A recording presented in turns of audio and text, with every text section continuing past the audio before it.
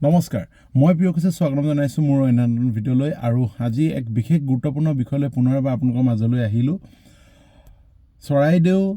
যোৰহাট শিৱসাগৰ বিশেষকৈ উজনি অসমত বৰ্তমান উজনি অসমৰ যি পৰিস্থিতি সেই কথা আপোনালোকক পুনৰবাৰ ক'বলৈ কোনো প্ৰয়োজন নাই উজনি অসমত মিয়াই যিটো উপদ্ৰৱ কৰিছে সেই উপদ্ৰৱৰ কথা আপোনালোকে টিভিতে হওক বা বিভিন্ন ধৰণৰ ছ'চিয়েল মিডিয়াত হওক আপোনালোকে শুনি আহিছে আপোনালোকে গম পায়নে মিয়া এই জাতিটোৱে আমাৰ সমাজ ব্যৱস্থা কেনেকৈ ধ্বংস কৰিবলৈ আছে আপোনালোকে ভাবক চৰাইদেউৰ নিচিনাখন ঐতিহ্যমণ্ডিত ঠাইত যোৱাকালি আমাৰ জাতীয় সংগঠনৰ কিছুমান ল'ৰাক দা লৈ খেদাইছে মিয়াই আপোনালোকে ভাবক এই জাতিটো আচলতে এই জাতিটোৰ পৰা আমাৰ গোটেই সমাজৰ প্ৰত্যেকখিনি মানুহে বাচিবৰ হ'ল মানে নিজকে বচাবৰ হ'ল কাৰণ গম পায়নে ইহঁতি গুজেই গজালি মিলে ইহঁতি জনসংখ্যা বিস্ফোৰণৰ সৃষ্টি কৰে এটুকুৰা জেগাত আপুনি থাকিবলৈ দিলে এঘৰ মানুহ হোৱাৰ পাছত দুঘৰ হ'ব দুঘৰ পাছত চাৰি ঘৰ হ'ব চাৰি ঘৰ পাছত আঠ ঘৰ হ'ব আঠ ঘৰ হোৱাৰ পাছত এটা মৌলবাদী সংগঠনৰ জন্ম দিব গতিকে এনেকুৱা মানুহৰ পৰা এই মিয়া চবৰ পৰা বিশেষকৈ আমাৰ উজনি অসমত থকা যি আমাৰ খিলঞ্জীয়া লোক আছে এই লোকসকল আমাৰ বাচিবৰ হ'ল আপোনালোকে ভাবক আজি শৃংখল চলিহাদেৱে তেখেতৰ নেতৃত্বত আজি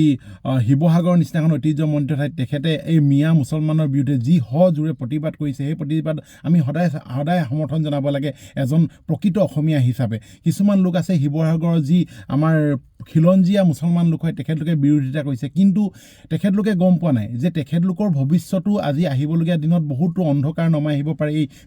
মিয়া লোকসকলে গতিকে লৈ পেলাই সকলোৱে এইবোৰ কথা পুনৰবাৰ বিবেচনা কৰিবলৈ হ'লে আৰু বিশেষকৈ আমি অসমীয়া মানুহে আমি খিলঞ্জীয়া মূলৰ যিসকল লোক আছোঁ আমাৰ উজনি অসমত বিশেষকৈ শিৱসাগৰ যোৰহাট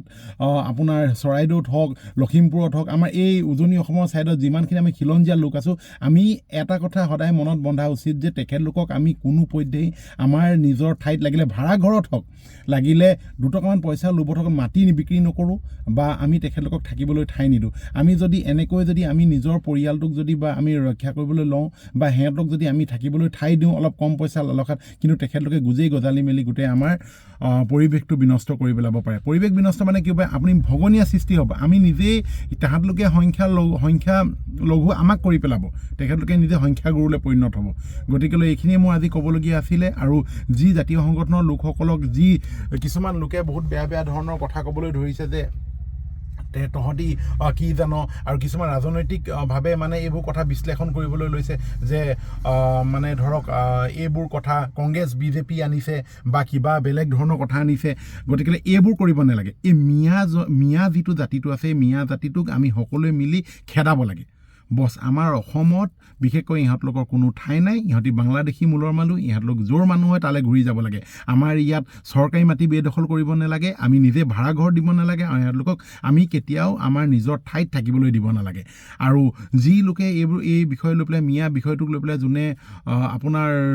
ৰাজনীতি কৰিছে সেই ৰাজনীতি কৰা ব্যক্তিসকলক পুনৰ সকীয়াই দিব বিচাৰিছোঁ যে আমি যি অসমীয়া হয় সেই অসমীয়া হয় যি খিলঞ্জীয়া অসমীয়া লোক হয় আমি সদায় প্ৰত্যেকটো জনজাতীয় সংগঠনৰ পক্ষত আছোঁ আৰু প্ৰত্যেকটো জাতীয় সংগঠনৰ পক্ষত আছোঁ আৰু থাকিমেই আৰু আমি প্ৰত্যেকটো দৰকাৰ হ'লে আমি মিয়া খেদাও কি আমি মিয়া খেদাই গৈ বাংলাদেশৰ সিপাৰত কৰি থৈ আহিম গতিকে ক'বলৈ মোৰ ইমানটোৱে আছিলে আজিৰ ভিডিঅ'টোত ভাল পালে নিশ্চয় লাইক শ্বেয়াৰ এণ্ড কমেণ্ট কৰিব ধন্যবাদ